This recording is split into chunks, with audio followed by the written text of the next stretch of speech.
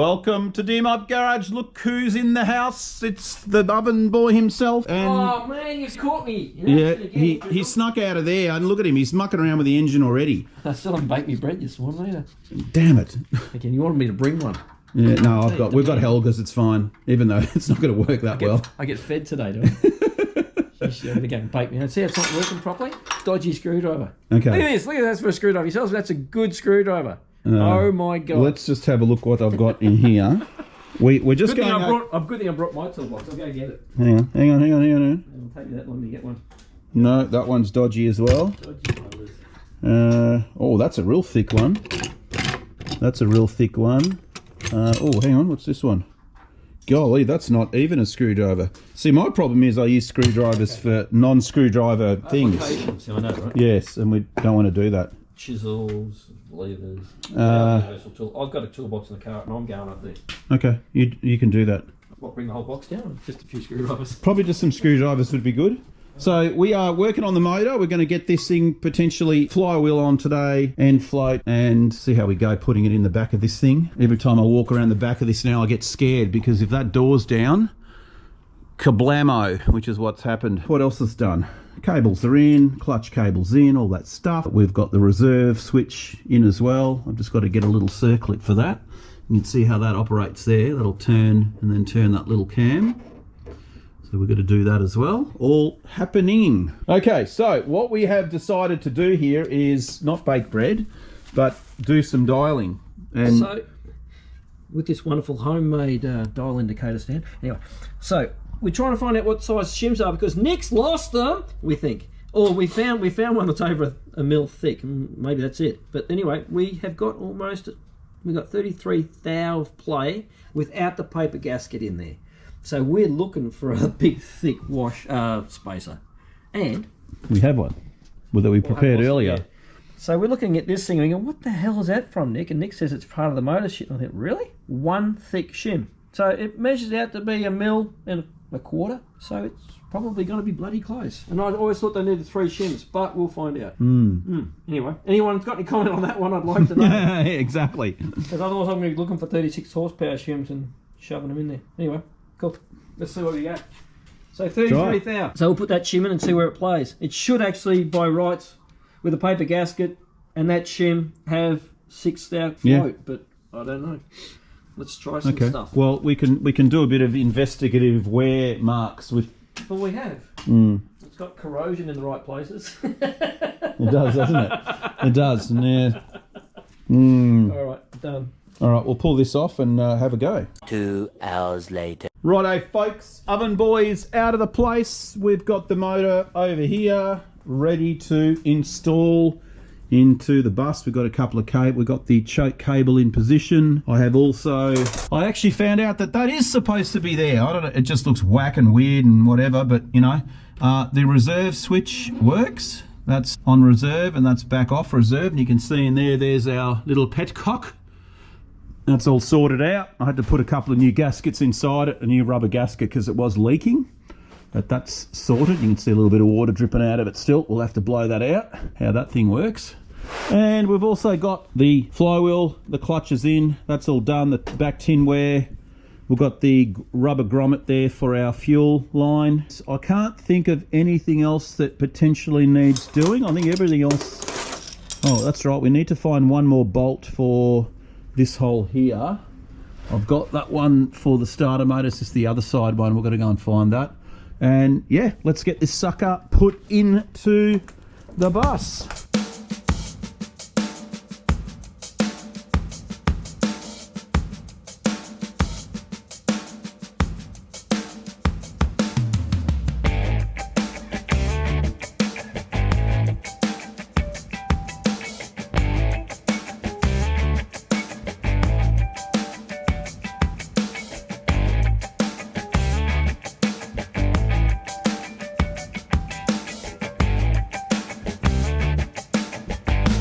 Well, there we have it, folks. It is mounted, and that was not easy for some weird reason. The motor fought me all the way. I think it was the boxes. These boxes here were hitting up underneath there, and oh man, it just didn't want.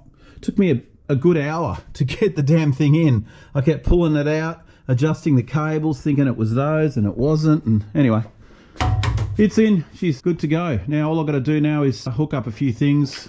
Got to put this back in there. I just took that out because we had a bit of interference behind the back, and the rubber's good around there. Everything else is looking at honky-dory. And now we've just got to get the electrics done. The fan belt is coming from America because I couldn't find one here in Australia anywhere. Anyway, all looking cool. Let's keep going on this thing. Okay guys, so I've been mucking around with the wiring. I've got to redo a couple of these ends that are a bit frayed. I've just got to go and get a couple of new terminals. What we're going to do right now is get these tyres fitted. We've got Chris coming from your local tyre centre, so he's got the horse float. We're going to take him up the top there and get him to fit these suckers, and then we can get him onto the bus. Let's do it.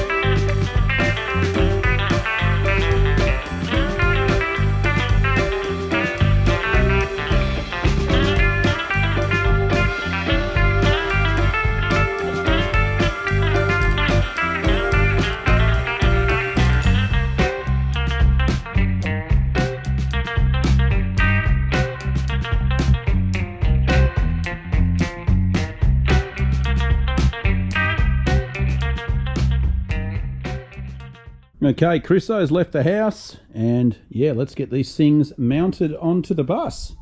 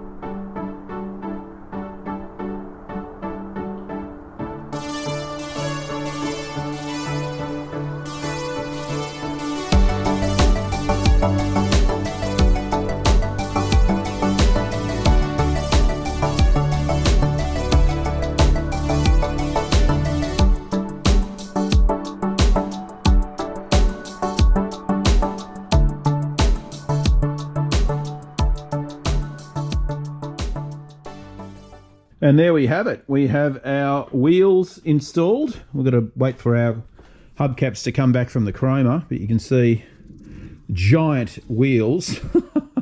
They are very, very big indeed. You can see when it's on the hoist, the insane positive camber that you get. Look at that. That's crazy. What a crack up. Okay guys, so we're going to be going on to getting this plywood sorted out. So got a couple of sheets here. That's that back section. Let's get it chopped out and start working it out.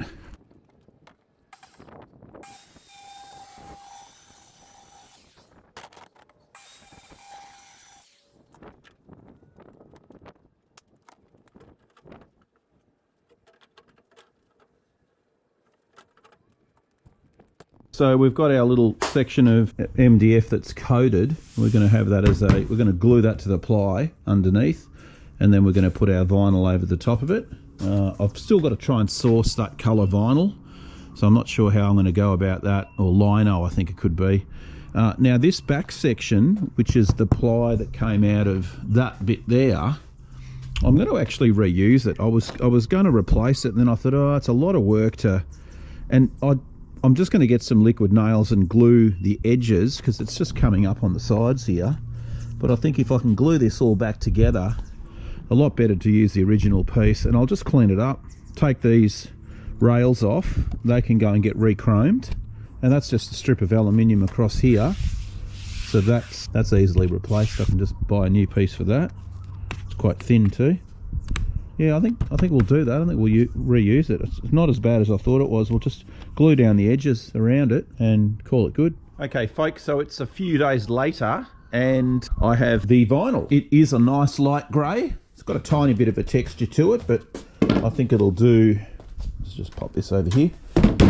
You can see there, I've got a roll. It was actually funny, the first couple of quotes I got just to do the inside of the ambulance, $800. And I just said, what has it got, gold lining on it or something?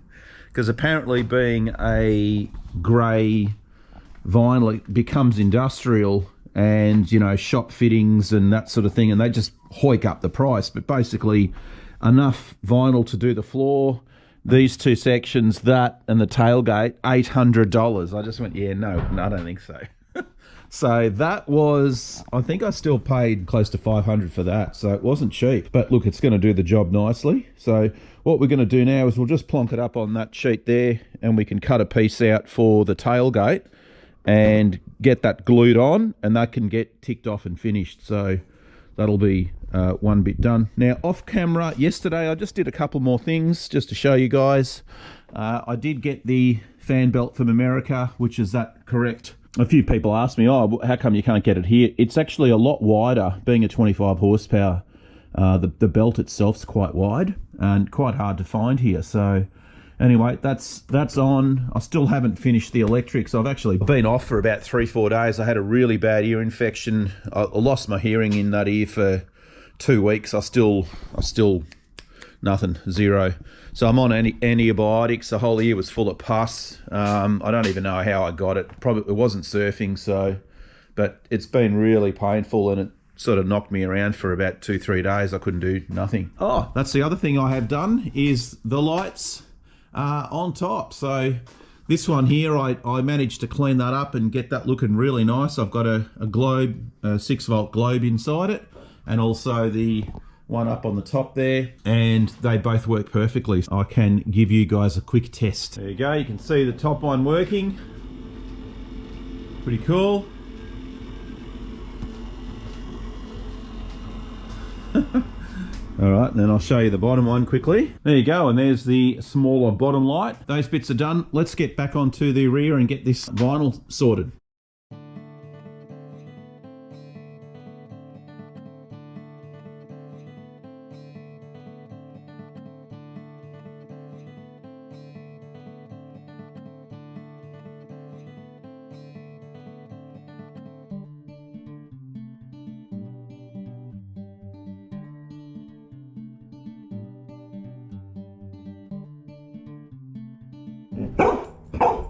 Oh, hello.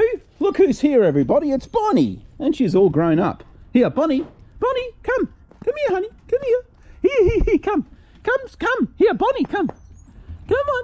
Here, Bonnie. No, she's going off into the bushes. Not a lot of quality control work today. Anyway, let's continue with this. I've just been screwing down an extra section of board underneath, just to make it up thicker so we don't have such a crazy lip here.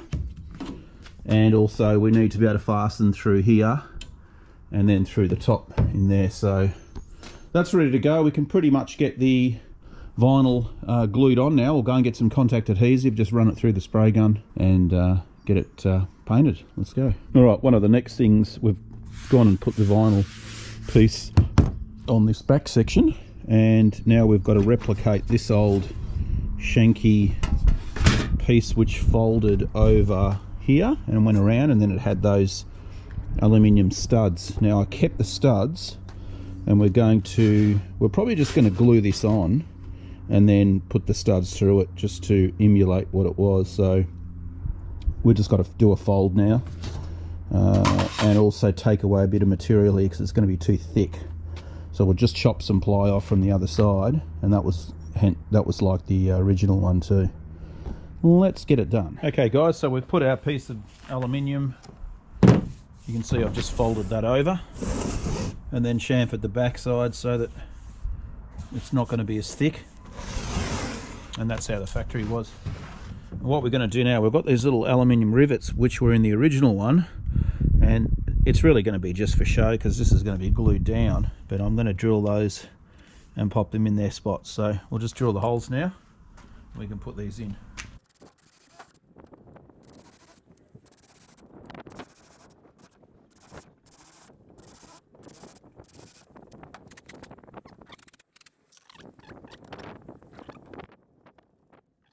Here we go. It is complete.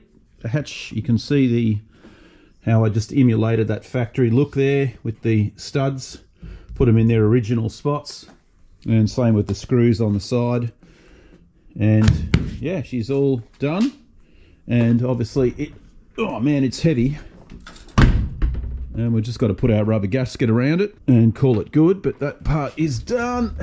Now we're going to continue on that next section, and of course I've got this piece here.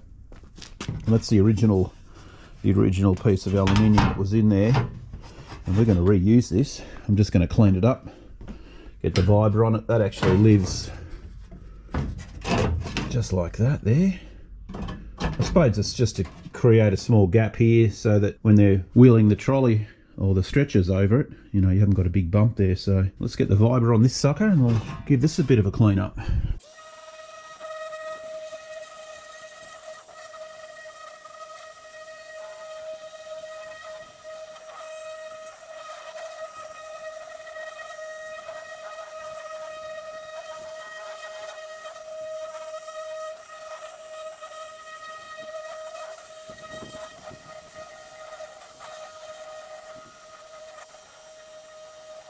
Okay, so here's the piece.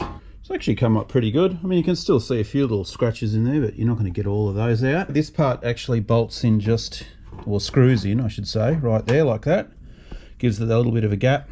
And then we've got to continue the plywood further in, but at least that part's ticked off and done. Now, I think because it's such a nice day, I think it could be surfing time. I might catch you in the next video. We'll leave this as it is right now. See you later, guys. You.